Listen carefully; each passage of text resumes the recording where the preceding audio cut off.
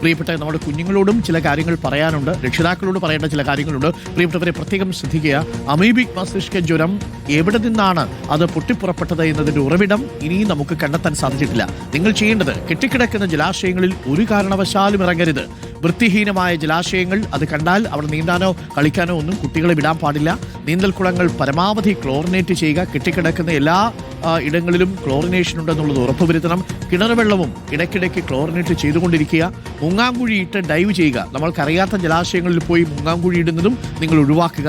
സുരക്ഷിതമല്ലാത്ത കുളങ്ങൾ, അത് നീന്തൽ കുളങ്ങളാണെങ്കിൽ പോലും ഒഴിവാക്കണം. ചിലപ്പോൾ നമുക്ക് തോന്നും ജലാശയം തെളിഞ്ഞു കിടക്കുകയാണ്, പക്ഷേ എന്ന് കരുതി അമീബിക് മസ്തിഷ്ക ജ്വരത്തിന്റെ സാന്നിധ്യം അവിടെ ഉള്ളതുകൊണ്ട് നിങ്ങൾക്കറിയാത്ത ജലാശയങ്ങളിൽ മുങ്ങാങ്കുഴി ഇടുന്നത് ഒഴിവാക്കുക. മൂക്കിലൂടെ വെള്ളം കയറുന്ന സാഹചര്യം പരമാവധി ഒഴിവാക്കുക.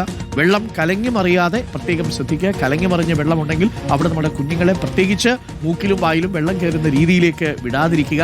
ലക്ഷണങ്ങൾ കണ്ടാൽ സ്വയം ചികിത്സ നടത്തരുത്. ചെറിയ ജലദോഷം, പനി എന്നൊന്നും കഴിഞ്ഞ് വെച്ചുകൊണ്ടിരിക്കരുത്. ആശുപത്രിയിലേക്ക് പോവുക. കുഞ്ഞുങ്ങൾ ഏതെങ്കിലും ജലാശയത്തിൽ മുങ്ങിയതിന് ശേഷം പനി വരുന്നുണ്ടെങ്കിൽ വളരെ കൃത്യമായിട്ട് അത് ശ്രദ്ധിക്കണം. നീന്തൽക്കുളങ്ങളിൽ ശുചിത്വം പാലിക്കണം. ആഴ്ചയിൽ ഒരിക്കൽ വെള്ളം പൂർണ്ണമായിട്ടും ഒഴുക്കിക്കളയണം. റിസോർട്ടുകളും ഹോട്ടൽ ഉടമകളും പ്രത്യേകം ശ്രദ്ധിക്കുക. പൂളിൻ്റെ വശങ്ങളും തറയും ഒക്കെ ബ്രഷ് ഉപയോഗിച്ച് ഉരച്ച് കഴുകണം. പലപ്പോഴും അതൊന്നും നമ്മൾ ശ്രദ്ധിക്കാറില്ല. വെള്ളം മാത്രം മാറ്റിവിട്ടിട്ട് ചെറിയ ക്ലോറിനേറ്റ് ചെയ്ത് വിടുകയാണ് പതിവ്.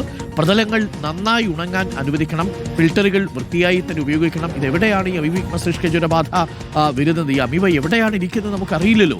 പുതുതായി നിറയ്ക്കുന്ന വെള്ളം ക്ലോറിനേറ്റ് ചെയ്തേ മതിയാകൂ. വെള്ളത്തിൻ്റെ അളവനുസരിച്ച് അത് ക്ലോറിനേറ്റ് ചെയ്യുകയും വേണം. രോഗലക്ഷണങ്ങൾ പ്രിയപ്പെട്ടവരെ ഇത് ശ്രദ്ധിക്കുക. തീവ്രമായ തലവേദന, പനി, ഓക്കാനം, ഛർദി, കഴുത്ത് തിരിക്കാൻ ബുദ്ധിമുട്ട് തുടങ്ങിയ കാര്യങ്ങളൊക്കെ പ്രധാനപ്പെട്ട ലക്ഷണങ്ങളാണ്. ഒരിക്കൽ കൂടി പറയുന്നു, വൃത്തിഹീനമായ ജലാശയത്തിൽ ഇറങ്ങരുത്. നീന്തൽക്കുളങ്ങൾ ക്ലോറിനേറ്റ് ചെയ്യാനുള്ള ശ്രമം വീടുകളിലാണെങ്കിലും ഹോട്ടലുകളിലാണെങ്കിലും റിസോർട്ടുകളിലാണെങ്കിലും ഉണ്ടാവണം. നമ്മുടെ കിണറ്റിലെ വെള്ളം ക്ലോറിനേറ്റ് ചെയ്യുന്ന കാര്യത്തിൽ ഒരു തരത്തിലുള്ള അമാന്തവും ഉണ്ടാവാൻ പാടില്ല. മുങ്ങാങ്കുഴിയിട്ട് ഡൈവ് ചെയ്യുന്നതും പൂർണ്ണമായിട്ടും ഒഴിവാക്കുകയും വേണം. സുരക്ഷിതമല്ലാത്ത എല്ലാ കുളങ്ങളും ഒഴിവാക്കി വേണം നമ്മൾ സഞ്ചരിക്കാൻ. ഇനിയിപ്പോൾ അങ്ങോട്ട് വേനൽ അവധിയൊക്കെ വരാൻ പോകുമ്പോൾ കുഞ്ഞുങ്ങളൊക്കെ തിമിർത്ത് കളിക്കുന്ന സമയമാണ്. ആ വെള്ളവും ജലാശയവും ഒക്കെ സുരക്ഷിതമായി നമ്മൾ വയ്ക്കുക. ഏതെങ്കിലും തരത്തിൽ വെള്ളം കലങ്ങി മറിയാനുള്ള സാഹചര്യമുണ്ടെങ്കിൽ കലങ്ങി മറിയാതെ സൂക്ഷിക്കുകയും വേണം. അപ്പോൾ പ്രിയപ്പെട്ട പ്രേക്ഷകരെ, ഇതൊക്കെയാണ്. അപ്പോൾ ലക്ഷണം ഞാൻ ഒരിക്കൽ കൂടി പറയാം.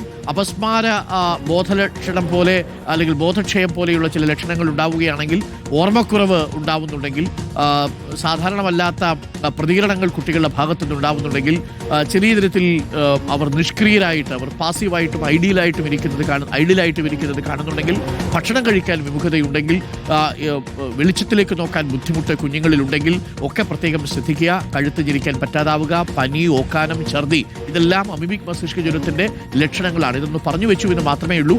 പ്രത്യേകം ശ്രദ്ധിക്കുക.